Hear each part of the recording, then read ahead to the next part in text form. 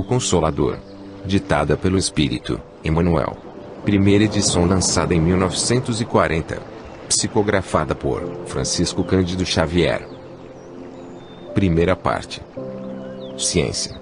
O Espiritismo e a necessidade da ciência. Parte 6. Pergunta 98.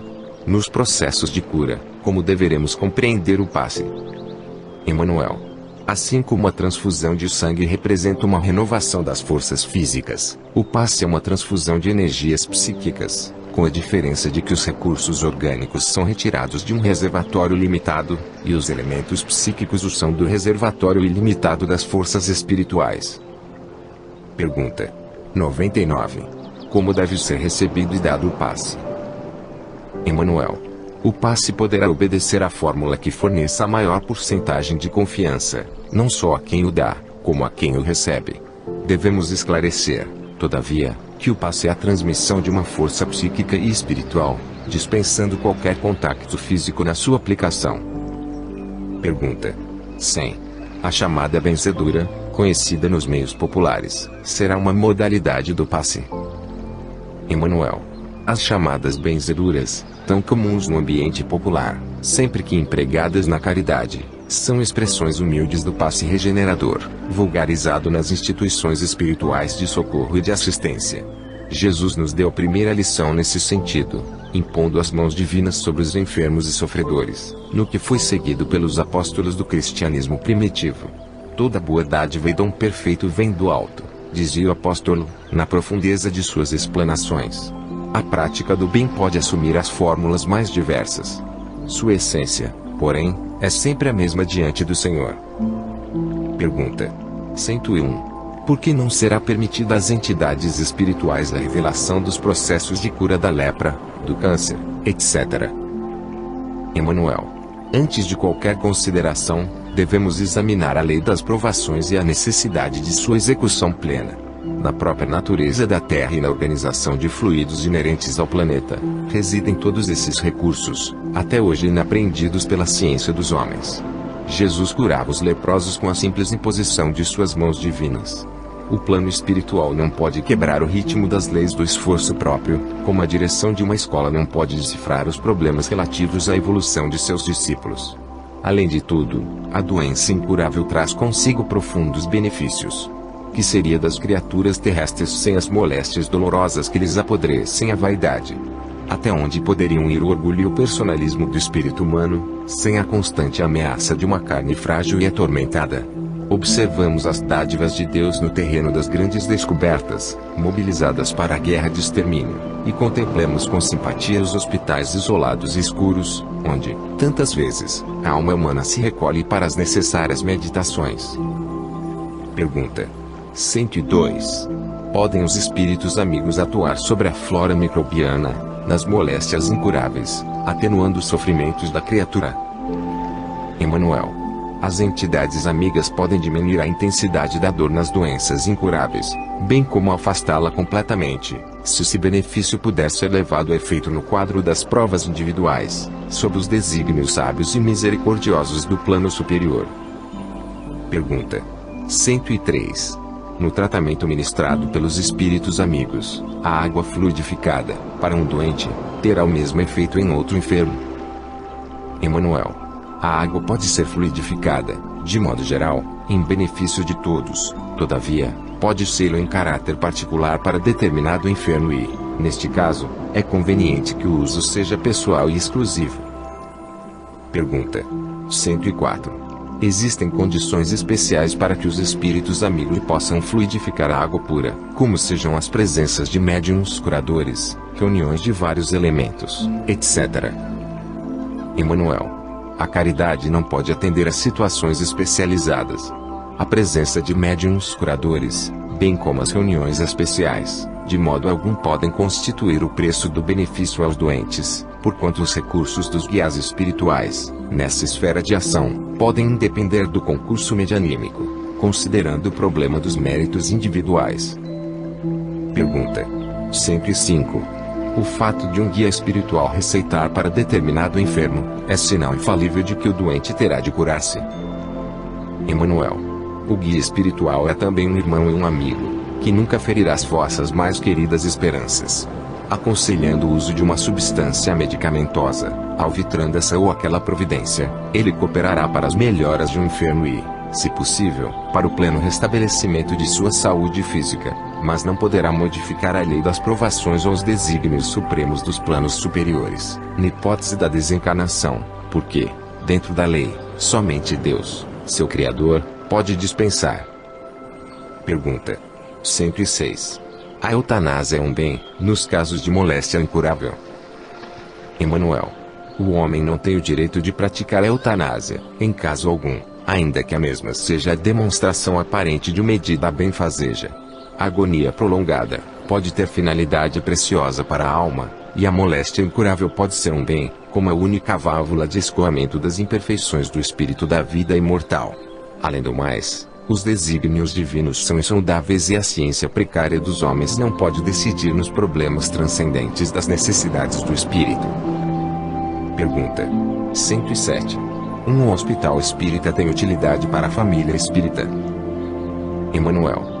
A fundação de um hospital, em cujos processos de tratamento estejam vivos os princípios do espiritismo evangélico, constitui realização generosa, na melhor exaltação dos ensinos consoladores dos mensageiros celestiais. As edificações dessa natureza, todavia, exigem o máximo de renúncia por parte dos que as patrocinem, porquanto, dentro delas o médico do mundo é compelido a esquecer os títulos acadêmicos, para ser um dos mais legítimos missionários daquele médico das almas, que curou os cegos e os leprosos, os tristes e os endemoniados, exemplificando o amor e humildade na entrosagem de todos os serviços, pelo bem dos semelhantes. Um hospital espírita deve ser um lar de Jesus. Seu aparelhamento é uma maquinaria divina, exigindo idêntica superioridade nos operários chamados a movimentarem as peças, de modo a que se não deturpe a grandeza profunda dos fins. Pergunta 108. Onde é a base mais elevada para os métodos de educação? Emanuel. As noções religiosas, com exemplificação dos mais altos deveres da vida, constituem a base de toda a educação no sagrado Instituto da Família. Pergunta 109. O período infantil é o mais importante para a tarefa educativa? Emanuel. O período infantil é o mais sério e o mais propício à assimilação dos princípios educativos. Até os 7 anos, o espírito ainda se encontra em fase de adaptação para a nova existência que lhe compete no mundo. Nessa idade, ainda não existe uma integração perfeita entre ele e a matéria orgânica. Suas recordações do plano espiritual são, por isso, mais vivas, tornando-se mais suscetível de renovar o caráter e a estabelecer novo caminho, na consolidação dos princípios de responsabilidade, se encontrar nos pais legítimos representantes do colégio familiar. Eis porque o lar é tão importante para a edificação do homem, e porque tão profunda é a missão da mulher perante as leis divinas.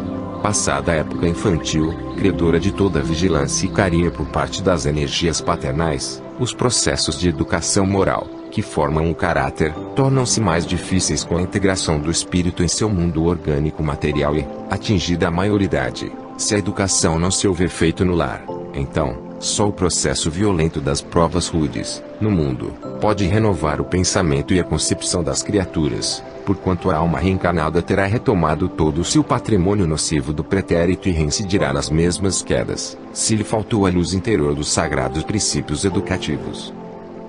Pergunta 110. Qual a melhor escola de preparação das almas reencarnadas, na Terra? Emanuel. A melhor escola ainda é o lar, onde a criatura deve receber as bases do sentimento e do caráter. Os estabelecimentos de ensino, propriamente do mundo, podem instruir, mas só o Instituto da Família pode educar. É por essa razão que a universidade poderá fazer o cidadão, mas somente o lar pode edificar o homem. Na sua grandiosa tarefa de cristianização, essa é a profunda finalidade do espiritismo evangélico, no sentido de iluminar a consciência da criatura, a fim de que o lar se refaça e novo ciclo de progresso espiritual se traduza, entre os homens, em lares cristãos, para a nova era da humanidade. Pergunta 111. É justa a fundação de institutos para a educação sexual? Emanuel. Quando os professores do mundo estiverem plenamente despreocupados das tabelas administrativas, dos auxílios oficiais, da classificação de salários, das situações de evidência no magistério, das promoções, etc., para sentirem nos discípulos os filhos reais do seu coração, serão acertados cogitar-se da fundação de educandários dessa natureza, porquanto haverá muito amor dentro das almas, assegurando o êxito das iniciativas. Os professores do mundo, todavia, considerando o quadro legítimo das exceções, ainda não passam de servidores do Estado, angustiados na concorrência do profissionalismo. Na sagrada missão de ensinar, eles instruem o intelecto, mas, de um modo geral, ainda não sabem iluminar o coração dos discípulos, por necessitados da própria iluminação. Examinada a questão desse modo, e atendendo às circunstâncias das posições evolutivas, consideramos que os pais são os mestres da educação sexual de seus filhos, indicados naturalmente para essa tarefa, até que o orbe possua, por toda parte, as verdadeiras escolas de Jesus, onde a mulher, em qualquer estado civil, se integre na divina missão da maternidade espiritual de seus pequenos tutelados e onde o homem, convocado ao labor educativo, se transforme num centro de paternal amor e amoroso respeito para com seus discípulos. Pergunta 112. Como renovar os processos de educação para a melhoria do mundo? Emmanuel. As escolas instrutivas do planeta poderão renovar sempre os seus métodos pedagógicos, com esses ou aqueles processos novos, de conformidade com a psicologia infantil, mas a escola educativa do lar só possui uma fonte de renovação que é o Evangelho, e um só modelo de mestre, que é a personalidade excelsa do Cristo. Pergunta 113. Os pais espiritistas devem ministrar a educação doutrinária a seus filhos ou podem deixar de fazê-lo invocando as razões de que, em matéria de religião, apreciam mais a plena liberdade dos filhos? Emmanuel. O período infantil, em sua primeira fase, é o mais importante para todas as bases educativas, e os pais espiritistas cristãos não podem esquecer seus deveres de orientação aos filhos, nas grandes revelações da vida. Em nenhuma hipótese, essa primeira etapa das lutas terrestres deve ser encarada com indiferença. O pretexto de que a criança deve desenvolver-se com a máxima noção de liberdade pode dar ensejo a graves perigos. Já se disse, no mundo, que o menino livre é a semente do celerado. A própria reencarnação não constitui, em si mesma, restrição considerável à independência absoluta da alma necessitada de expiação e corretivo. Além disso, os pais espiritistas devem compreender que qualquer indiferença nesse particular pode conduzir a criança aos prejuízos religiosos de outrem, ao apego do convencionalismo e à ausência de amor à verdade. Deve nutrir-se o coração infantil com a crença, com a bondade, com a esperança e com a fé em Deus. Agir contrariamente a essas normas é abrir para o faltoso de ontem a mesma porta larga para os excessos de toda a sorte, que conduzem ao aniquilamento e ao crime. Os pais espiritistas devem compreender essa característica de suas obrigações sagradas, entendendo que o lar não se fez para a contemplação egoística da espécie, mas, sim, para santuário onde, por vezes, se exige a renúncia e o sacrifício de uma existência inteira. Pergunta 114. A economia deve ser dirigida? Emmanuel. No que se refere à técnica de produção, à necessidade da repartição e aos processos de consumo, é mais que justa a direção da economia, porém, nesse sentido, todo excesso político que prejudique a harmonia na lei das trocas, de que o progresso depende inteiramente, é um erro condenável, com graves consequências para toda a estrutura do organismo coletivo. Tais excessos deram causa aos sistemas autárquicos de governos, da atualidade, onde carecem todos os ideais de justiça econômica e de fraternidade, em virtude dos erros de visão do mau nacionalismo. A vida depende de trocas incessantes e toda a restrição a esses elevados princípios de harmonia é uma passagem para a destruição revolucionária, onde se invertem todos os valores da vida. Que a economia seja dirigida, mas que as paixões políticas não penetrem os seus domínios de equilíbrio e reciprocidade, porquanto, na sua influência nefasta, o bastar-se a si mesma a ideologia sinistra da ambição e do egoísmo, onde o fermento da guerra encontra o clima apropriado para suas manifestações de violência e extermínio.